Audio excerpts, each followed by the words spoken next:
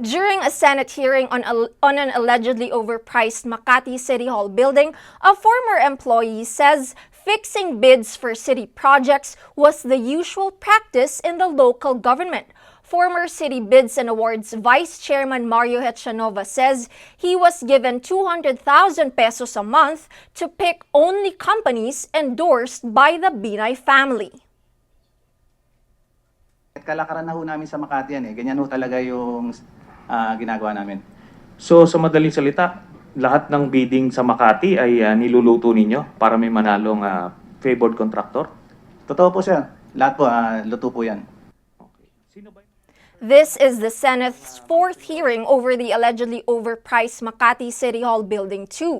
The probe is based on a plunder case filed against Vice President Jejomar Binay and his son Makati Mayor Junjun Binay. The Binay family dismisses the investigation as a demolition job. Hechanova says former Makati City engineer Nelson Morales told him to give the City Hall building project to Hillmarks Construction Corporation, allegedly on the orders of then Mayor Binay.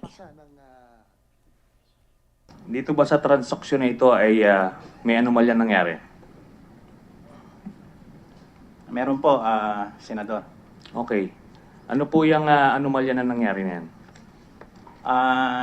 Bago ho ipabid itong project na to, ipinatawag ho ako ng city engineer namin. Pinapunta ako sa kanyang opisina at sabi sa akin Mario, gaya ng dati, alam mo na kung sino ang dapat manalo sa project na ito. Itong si Engineer Morales, may nagutos ba rito sa kanya? O sa kanya lang ito? Senador, si Engineer Morales naman parang alter ego na ng mayor yan eh. Pag siya ang nag-utos, alam namin galing na po sa mayor ang utos. Sino pong mayor ang tinutukoy ninyo? Si Vice President Jojo Binay po, Senador. Sigurado po ako na yung sinabi ni Engineer Morales na si mayor ang nag-utos. Kasi po si Engineer Morales matagal nang kasama ni Mayor Jojo Binay yan. Trusted niya po yan.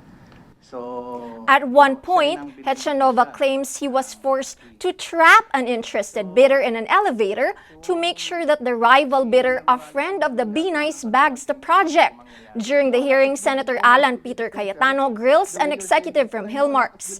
Hillmarks Assistant Vice President for Legal Rogelio Peig says the Makati building was not overpriced, at least compared to other government projects. But Cayetano rejects Peig's explanation, accusing him of lying under oath.